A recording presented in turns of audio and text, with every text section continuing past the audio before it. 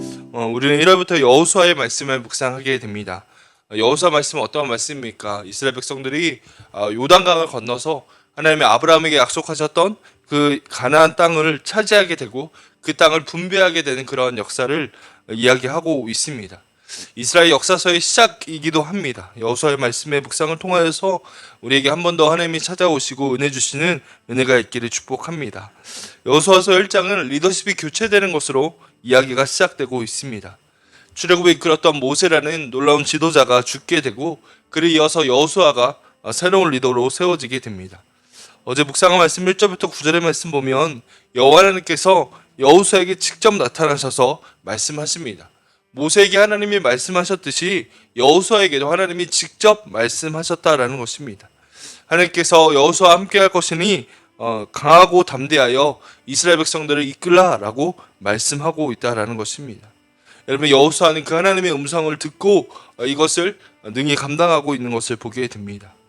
여러분, 이것이 참으로 놀라운 은혜인 줄로 믿습니다. 하나님이 각 사람에게 찾아오셔서 하나님의 뜻과 아버지의 마음을 부어주시는 것 말입니다. 여러분, 새벽 기도하는 우리에게도 동일한 은혜가 있기를 축복합니다. 하나님은 모세에게 찾아오셨듯 여호수아에게 찾아오셨습니다. 이 새벽에 기도하는 우리 한 사람 한 사람에게 주님이 찾아오셔서 말씀하시는 분이시라는 겁니다. 우리에게 주의 뜻을 알게 하시고 하나님의 마음을 부어주게 되실 것입니다. 여러분, 새벽에 우리가 주님을 찾을 때마다 모세를 찾아오신 하나님, 여호수아를 찾아오신 그 하나님께서 우리 각 사람 가운데 찾아오시는 놀라운 은혜를 누리는 우리가 되기를 축복합니다. 오늘 본문을 보면 첫 번째로 주목할 것은 10절에 여호수아가 하나님의 말씀을 그대로 순종하고 있다는 것입니다. 10절 제가 읽습니다. 이 여호수아가 그 백성의 관리들에게 명령하여 이르되 라고 얘기합니다. 10절은 이해라는 단어로 시작하고 있습니다. 여러분, 하나님의 말씀을 듣자마자 이해, 곧바로 하나님의 말씀을 전하고 있다는 겁니다. 백성의 지도자를 부릅니다. 백성의 관리들을 불러서 그들에게 백성들에게 전할 말을 이야기하고 있습니다. 11절을 보면 무엇을 전달하라고 이야기합니까? 진중에 두루다니며 그 백성의 명령을 이르기를 양식을 준비하라. 사흘은 너희가 이 요단을 건너 너희 하나님 여호와께서 너희에게 주사 차지하게 하시는 땅을 차지하기 위하여 들어갈 것이니라 하라 라고 얘기합니다. 여러분, 핵심적으로 얘기하자면 하나님이 말씀하신 대로 우리가 가나안 땅에 들어갈 것이다. 요단을 건너 가나안 땅에 갈 것인데 3일 안에 갈 것이다. 우리가 금방 갈 것이니까 하나님의 말씀을 백성들에게 전해라 라는 것입니다. 여러분, 이것은 새로운 내용이 아니었습니다. 이스라엘 백성들이 끊임없이 들었던 말씀, 하나님의 약속, 가나안 땅을 갈 것이다 라는 말을 한 번 더 이야기하라는 것입니다. 3일 안에 그 땅을 건너갈 것이기 때문에 양식을 준비하라 라고 얘기합니다. 여러분, 저는 이 말씀을 묵상하면서 여호수아가 백성의 지도자들에게 왜 이 말을 한 번 더 전하라고 했을까를 생각해 보게 되었습니다. 당연히 수많은 사람들이 있었기 때문에 지도자들이 전달해야 될 역할이 있었을 것입니다. 하지만 하나님의 말씀을 한 번 더 전하게 하신 이유는 이 백성의 지도자들 안에 이 믿음이 있는지를 점검하기를 원하셨다라는 것입니다. 하나님이 하신 약속의 말씀, 그 약속의 말씀을 정말로 지도자들을 믿고 있는가? 여러분, 40년의 시간이 흘렀습니다. 광야에서 오랜 시간을 보내면서 이 약속이 정말 이루어지는 건가? 요단강에 들어가게 된다는 것이 정말 우리 민족에게 허락되어지는 것인가 희미해지고 있었을지도 모릅니다.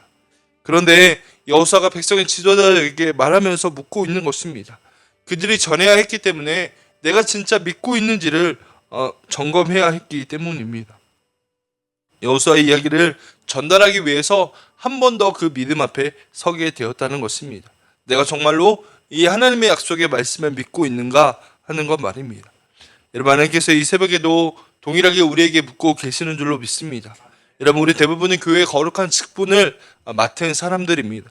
새해를 시작하는 우리 안에 하나님의 약속, 이 언약의 말씀을 믿고 신뢰하는지를 점검해야만 한다는 것입니다.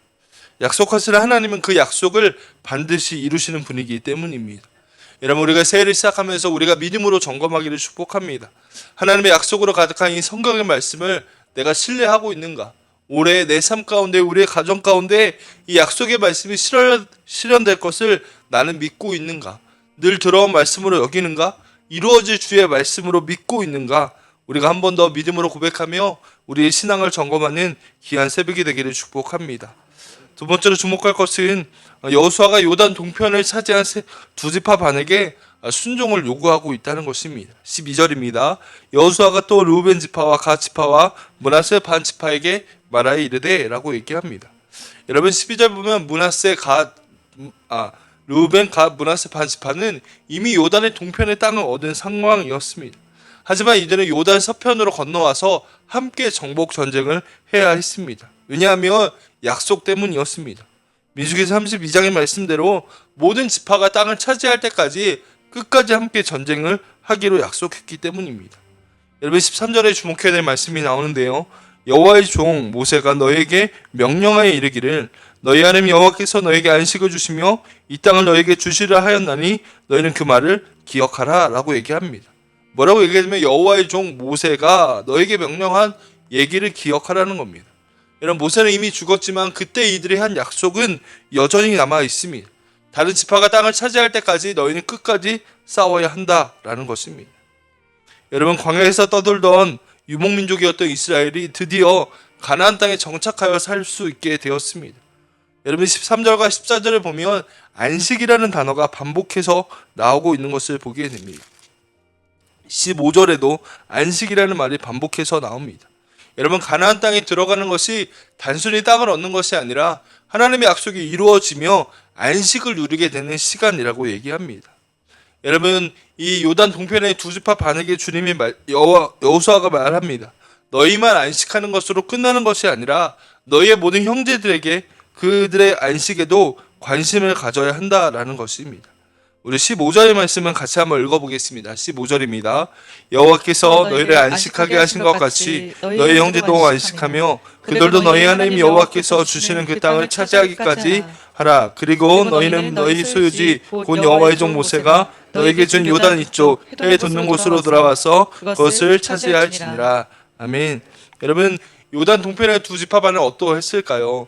물론 요단 동편을 차지할 때는 그런 결단과 믿음이 있었을 것입니다. 우리 형제들이 다 땅을 차지할 때까지 우리가 끝까지 싸우겠다라고 말입니다. 그런데 여러분 내가 땅을 차지하게 되었습니다. 아내와 자식들이 요단 동편에서 정착해서 아무런 문제 없이 살아가고 있습니다. 안식을 누리고 있습니다. 그때 말씀에 순종하여 요단을 건너서 함께 전쟁에 참여한다는 것이 쉽지 않았을 것입니다. 대략 가나안 땅 정복 시기를 7년 정도로 계산을 하는데 순종하기 참 어려웠을 것입니다. 가정과 아내를 두고 7년 동안 정복 전쟁을 해야 한다는 것은 쉽지 않은 일이었을 것입니다. 여러분 우리도 마찬가지 아닙니까? 내 문제, 내 가정을 위해서 기도하는 것은 너무 쉽습니다.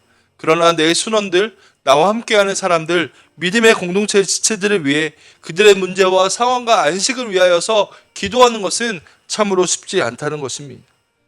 다른 사람의 안식에 관심을 갖는 것, 여러분 그것은 우리에게 어려운 일입니다. 그런데 여호수아는 요단 동편의 두 지파 반에게 한 번 더 이야기하고 있는 것입니다. 너희는 끝까지 이 전쟁에 함께해야 된다. 너희만 안식에 들어갔다고 끝나는 것이 아니라 형제들의 안식에도 관심을 가져야 한다라는 것입니다. 여러분 올 한 해를 시작하는 우리 안에 이와 같은 은혜가 있기를 축복합니다.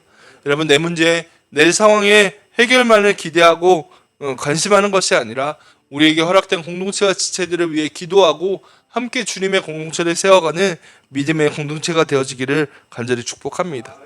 마지막 세 번째는 계속해서 하나님의 말씀에 순종하라는 것을 반복하여 이야기하고 있다는 것입니다. 16절부터 18절의 말씀 보면 백성들이 여호수아에게 반복해서 이야기하는 것은 우리가 순종하겠습니다. 우리가 하나님의 말씀을 거역하지 않고 당신의 말을 따르겠습니다 라는 것을 반복해서 이야기합니다. 16절입니다. 그들이 여호수아에게 대답하여 이르되 당신이 우리에게 명령하신 것은 우리가 다 행할 것이요 당신이 우리를 보내시는 곳에 우리가 가리이다. 17절 우리는 범사의 모세에게 순종할 것 같이 당신에게 순종하려니와 오직 당신의 하나님 여호와께서 모세와 함께 하셨던 것 같이 당신과 함께 하시기를 원하나이다. 18절 누구든지 당신의 명령을 거역하며 당신의 말씀을 순종하지 아니하는 자는 죽임을 당하리니 오직 강하고 담대하소서라고 얘기합니다. 여러분 계속 반복해서 얘기합니다. 우리가 순종하겠습니다. 모세에게 했던 것처럼 우리가 하나님의 말씀과 당신의 말에 순종하겠습니다라고 여러분 이 여호수아에게 이야기하고 있습니다. 여러분 지금 3일 내에 가나안 땅에 들어가야 합니다. 가나안 땅은 아무도 없는 그런 땅이 아니라 7민족이 살고 있었던 땅입니다. 그들과 전쟁을 해야만 차지할 수 있는 땅입니다. 전투 준비를 해야 하지 않습니까?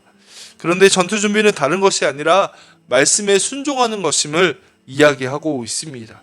전쟁의 준비는 전투력의 준비가 아니라 가나안 땅을 정복하고 그 땅을 들어가는 것은 순종하는 것, 말씀대로 살아가는 것에 있음을 이야기하고 있다는 것입니다. 잊지 말라고 끊임없이 이야기하는 것처럼 들립니다. 여러분, 올 한 해를 살아가는 우리는 얼마나 많은 결단과 계획들을 세웠습니까? 우리는 스스로 계획하고 준비합니다. 그러나 우리 안에 그러한 결단이 있는지를 점검해야 합니다. 나는 올해 말씀에 순종하겠다. 말씀에 순종하겠다는 결단이 우리 안에 있습니까? 여러분, 이 새벽에 우리가 이것을 하나님 앞에 믿음으로 점검하게 되기를 축복합니다.